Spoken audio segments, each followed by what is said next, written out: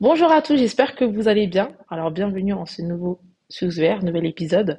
Aujourd'hui, nous sommes le 6 juillet et nous allons aborder le thème suivant, arrangement divin. Arrangement divin. Et avant de commencer, comme vous avez l'habitude, nous allons maintenant prier et remettre ce moment entre les mains de Dieu. Seigneur, nous t'invitons parmi nous en ce jour. Nous prions afin que tu puisses venir prendre le contrôle. Permets, Seigneur, que tu puisses guider, Seigneur, toute parole, Seigneur, qui sera dite en ce jour au nom de Jésus. Je prie, Seigneur, et je remets ce thème entre tes saintes mains de sorte à ce que tu puisses nous parler à travers ce thème. Permets-nous de voir, Seigneur, ce que tu as pour tes enfants. Permets-nous d'entendre ta voix, Seigneur, et révèle-toi à nous, de sorte à ce qu'à la fin, Seigneur, nous puissions être bénis, mais que ton nom également, Seigneur, soit glorifié. Merci pour ce que tu as déjà fait. Merci pour ce que tu vas encore faire en cet instant. Prends le contrôle. Au nom de Jésus, j'ai prié. Amen. Alors, comme je vous l'ai dit, aujourd'hui, le thème, c'est arrangement divin. Et le verset de mémoire est tiré du livre de Genèse, Genèse 22, verset 18, qui nous dit: toutes les nations de la terre seront bénies en ta postérité, parce que tu as obéi à ma voix. Toutes les nations de la terre seront bénies en ta postérité, parce que tu as obéi à ma voix. Que l'Éternel bénisse la lecture de sa parole. Donc il faut savoir déjà que la Bible, et on le voit clairement ici, la Bible, euh, elle est composée de principes, de promesses et de prophéties. Et on peut voir ici que Dieu nous fait une promesse, finalement. Il dit que toutes les nations de la terre seront bénies. On est d'accord.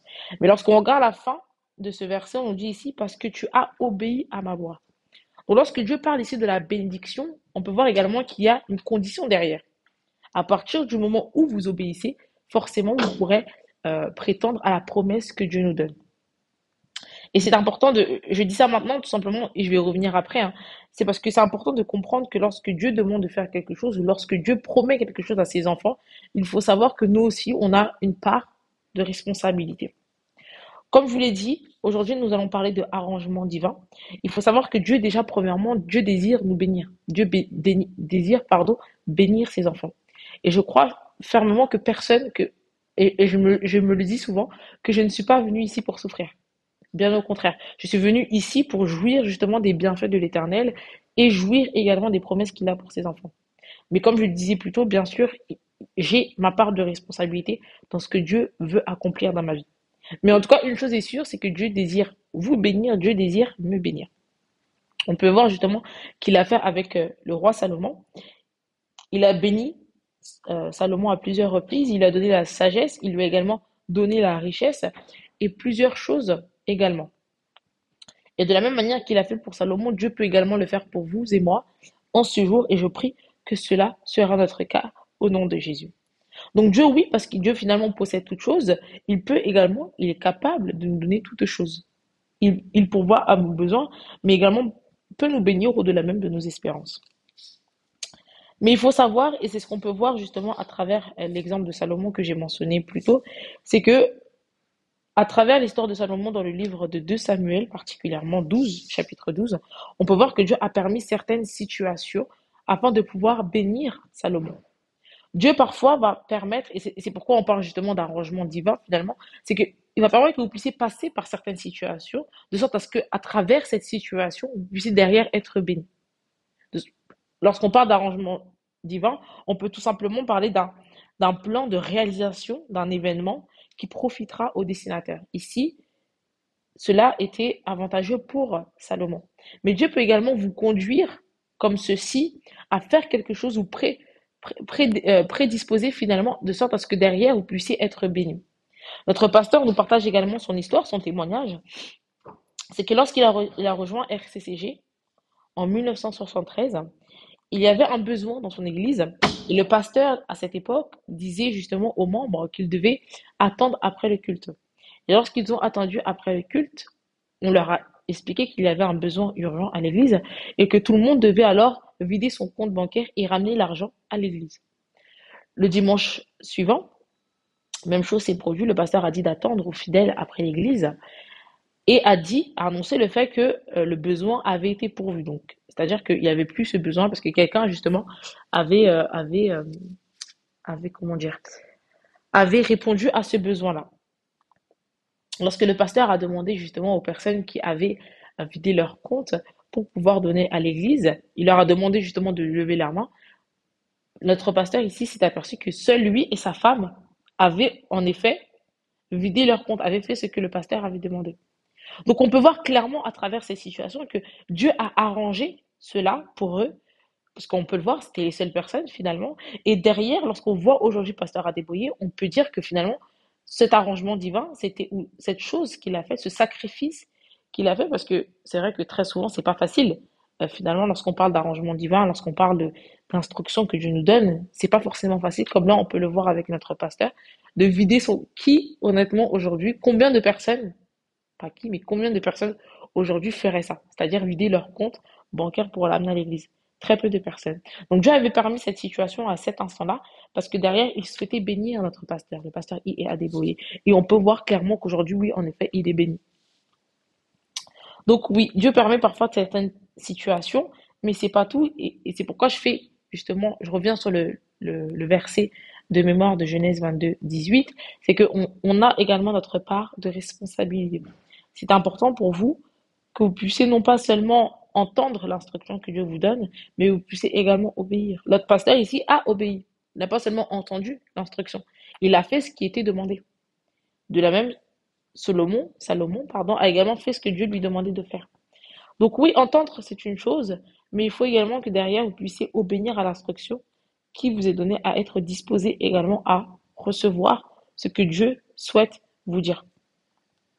On a toujours une part de responsabilité. C'est ce que je disais plutôt, vous avez toujours une part de responsabilité. On n'a absolument rien sans rien. Et je pense que c'est logique.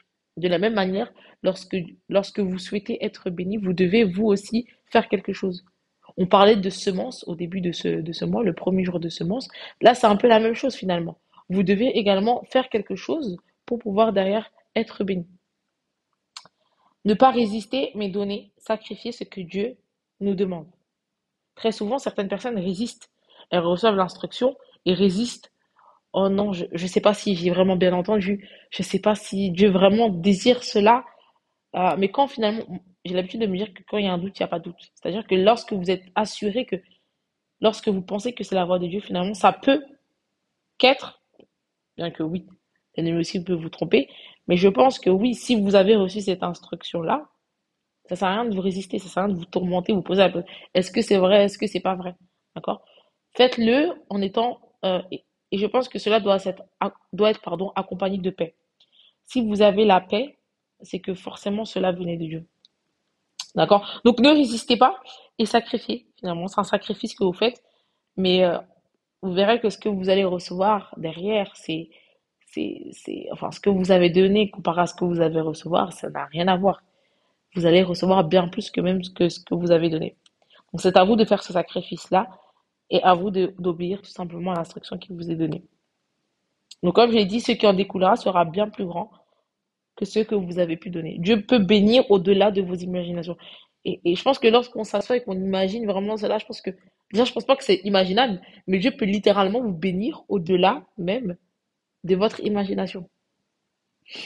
Je vous encourage du coup à donner, c'est important.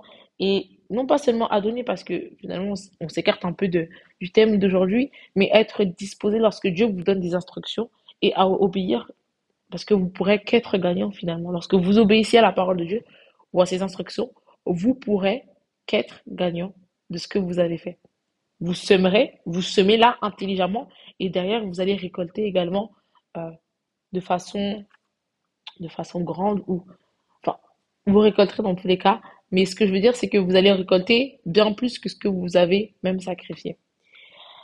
Pour clôturer, la parole nous dit, et avant de prendre justement la point clé, on nous dit également quand Dieu vous met à cœur de lui donner quelque chose, il ne fait que vous préparer à la grandeur de ce qu'il a à vous offrir. Et c'est une réalité en fait. Lorsque Dieu vous demande de quelque chose, c'est pas pour rien. C'est parce que derrière, il souhaite faire quelque chose. Il souhaite vous bénir. Il souhaite vous élever. Il souhaite faire quelque chose à travers votre vie. Donc c'est à vous d'être disposé. Le plan qui nous dit, Père, s'il te plaît, et c'est un point de prière qui nous dit, Père, s'il te plaît, aide-moi à ne pas manquer ton arrangement divin pour ma grandeur au nom de Jésus. Seigneur, je prie et je te remercie pour cet instant. Je prie vraiment afin que tout arrangement divin, Seigneur, que tu auras orchestré pour notre faveur. Permets que nous puissions ne pas passer à côté au nom de Jésus. Je te remercie pour ce moment. Je te remercie également pour les personnes qui entendent ce message. Je prie, Seigneur, afin que cela portera des fruits en nous au nom de Jésus. Merci encore, Seigneur. Au nom de Jésus, j'ai prié. Amen. À très bientôt pour un nouvel épisode.